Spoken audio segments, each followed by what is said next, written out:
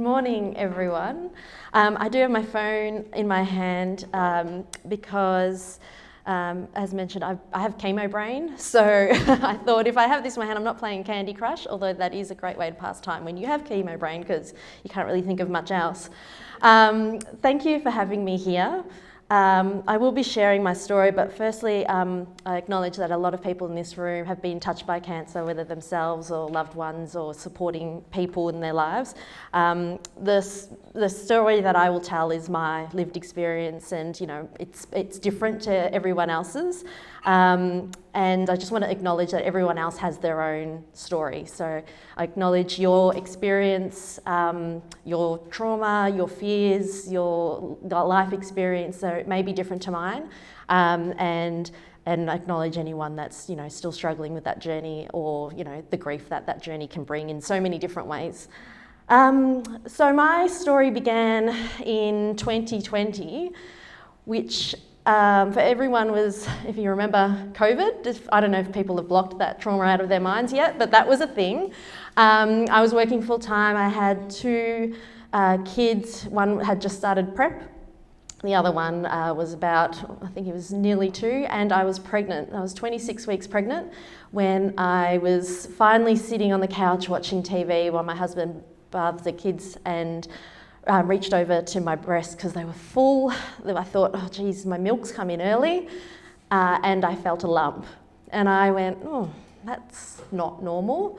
But in pregnancy, there are a lot of changes to your body, so you kind of go, oh, don't know what these. But my husband, who is an osteopath, I walked in and I went, feel this. And he was like, oh, okay, kids are in the bath. And I said, feel this. And he had a feel. He goes, yeah, no, that's something. Because, you're always in the back of your mind. I know women do it a lot, and I reckon men do it and go, nah, she'll be right. But women, we go, oh, that doesn't feel right, but I don't know if I'm imagining it. And because of the pregnancy as well, I was also second guessing. He goes, just go to the doctor and get it checked out. And it's so easy at that point to go, oh, but the kids are at school, I've got work, it's COVID, how do you get in to see a doctor? But at the end of the day, I made the appointment, which was not too hard to get into, and my GP said, oh, yep, that's definitely something. But luckily enough, didn't dismiss it as being a pregnancy symptom. She just said, let's just get you a scan. And I said, okay, why not? Got nothing else to do, and it gets me out of work. That's what sick leave's for. So I just said to work I had to go get a scan. I got the scan done, and something in my gut, I remember getting the appointment and it was like a week later.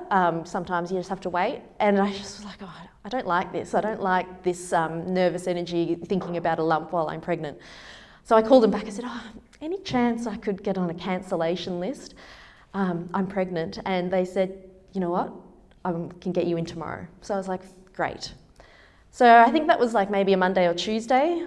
By Monday or Tuesday, the week after, I had been diagnosed with breast cancer, 26 weeks pregnant during COVID. So I went straight into chemo while I was pregnant. I did 4 rounds of AC chemo, which is apparently safe for when you're pregnant. My delivery was, I was induced in time about 3 weeks after my last chemo to make sure that I was well enough to get through the labour and any complications that may arise, but it was a very safe delivery, and my little girl Emerson was born healthy and happy. And then I went back into chemo, a different type of chemo, Taxol, for those of you that have had it, but unfortunately I had an allergic reaction, and probably one of the toughest times is that I then had to spend a week in hospital dealing with that reaction with my little baby at home, and due to COVID they weren't allowed to visit. So I was in hospital for a week, and then went straight into surgery to have a lumpectomy, and then after that, well, not long to, did some more rounds of chemo, a different type of chemo, Abraxane, and then did radiation. So that journey took me from, mid-2020 all through COVID. I tried to work a little bit through that. I was able to work from home in my police officer role in IT and projects, so I could work from home, luckily. And radiation. Unfortunately, just before I did radiation, my dad passed away quite suddenly, so that was also through that COVID period. So you just have all of these, what else could go wrong during this period? But you know what, I got through radiation. and then went, okay, new lease on life. My kids are healthy, everything's going well. So I decided to run a little bit more in 2023. Like, running got me through whilst I stopped running during pregnancy, I had run up until about 20-ish weeks. But then I walked a lot. And it was the best during COVID because I had friends that were able to walk with me. They would come out and take me for a walk. I had a coffee shop just down the road that saw me every day. Just the ability to get out during that really shitty period, not just for me, but for so many people. And I had so many people going, I can't complain about lockdown or COVID because you've got cancer. And I was like, no, tell me your problems. I'd much rather hear your problems. So walking and getting out in the air was just a saviour for me. But also then I got to get running again. So I got running again, and in 2023 did my first marathon at Melbourne Marathon, and that was huge. And in the lead up to that, did Carmen's, the half marathon. And I weirdly turned up by myself because have kids, husband had to look. I was like, this is my run, you stay home. And I went and did the Carmen's, and I just remember running through the finish line. I did the half marathon. It was a beautiful, beautiful day, and I'm sure it's going to be the same on Sunday. And I ran through, and then I just burst into tears.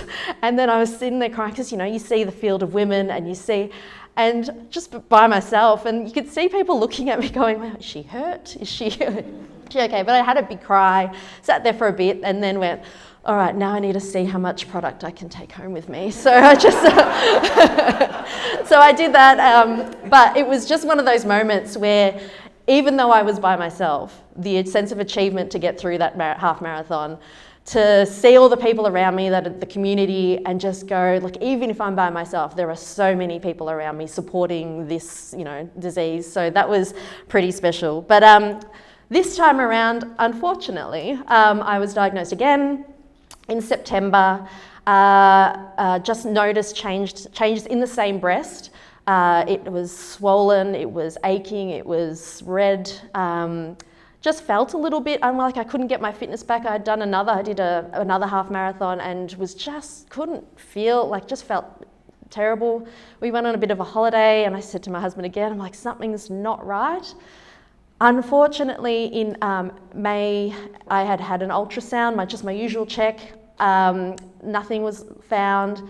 That was maybe April. I didn't have the mammogram because I was actually pregnant at the time, and then unfortunately had a miscarriage. So then I was able to after the miscarriage, I said, well, you know what, now I can have a mammogram, let's do that, because I just didn't want to go another 6-12 months and not have had that done. And I went in, and this time was also clear, there was nothing found. And by September, I had all the symptoms, just went in again to my GP and said, something's not right.